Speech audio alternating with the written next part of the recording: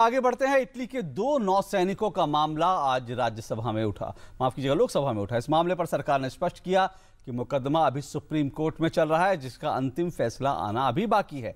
सरकार ने अंतर्राष्ट्रीय न्यायालय के द्वारा दिए गए किसी भी फैसले को नकारते हुए कहा कि मामला पूरी तरह से भारत के अधिकार क्षेत्र में आता है। इतालवी मरीन मामले में हेग स्थित संयुक्त राष्ट्र मध्यस्थता अधिकरण के फैसले के बाद केंद्र सरकार ने कहा कि सर्जन गिरोन का मामला सिर्फ भारत के अधिकार क्षेत्र के तहत आता है। सरकार के मुताबिक इस मामले में अधिकरण का फैसला भी आना है और तब तक अधिकरण मानता है कि सर्जन गिरोन का मसला पूरी तरह से भारत के उच्चतम न्यायालय के अधीन आता है।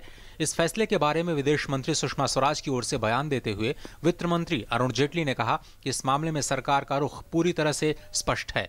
उन्होंने कहा कि सरकार आदेश को न केवल भारत के रुख और दलीलों को मान्यता के रूप में देखती है, बल्कि इस बात की स्वीकारोक्ति के रूप में भी देखती है कि ये मामला सुप्रीम कोर्ट के अधिकार क्षेत्र में ही आता है। We see the tribunal's order not just as a recognition of India's consistent position and the key arguments, but also as an affirmation of the authority of the Indian Supreme Court. Let me conclude by making the government's position on this case amply clear. We strongly believe that India has jurisdiction in this case, and this position has been and will be our unwavering stance.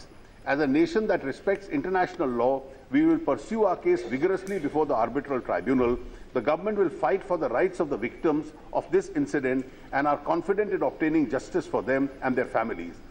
वित्त मंत्री अरुण जेटली का बयान के बाद कांग्रेस सदस्य कुछ पूछना चाहते थे, लेकिन उन्हें इसकी इजाजत नहीं मिली। इसके बाद सोनिया गांधी, राहुल गांधी समेत कांग्रेस सदस्यों ने सदन से कुछ देर के लिए वॉकआउट किया। जो निर्णय परमानेंट कोर्ट ऑफ आर्बिट्रेशन के द्वारा दिया गया है, भारत को इसके आधार पर मैं समझता हूं, कांग्रेस पार्टी समझती है और मैं समझता हूं कि देश की जनता समझती है कि इससे बहुत बड़ा धक्का लगा है। गौरतलब है कि इतालवी मरीन मामले में हेग स्थित संयुक्त राष्ट्र के मध्यस्थता अधिकरण ने मरीन सर्जेंट साल्वातोरे गिरोन को मध्यस्थता की कार्रवाई लंबित रहने तक भारत से स्वदेश लौटने की इजाजत दे दी है। साल्वातोरे गिरोन और मासिमिलियानो लातोर 2 इतालवी मरीन हैं जिन्होंने 2012 में केरल तट के पास भारतीय पोत पर गोलीबारी कर दी थी, जिसमें 2 मछुआरे मारे गए थे। इन दोनों को हत्या के आरोप में पुलिस ने हिरासत में लिया था और इनके खिलाफ अभी मामला सुप्रीम कोर्ट में चल रहा है। इस मामले में लातोर 2014 में इटली वापस चला गया, जबकि गिरोन भारत में ही है। पार्लियामेंट टीम के साथ news night desk, DD news.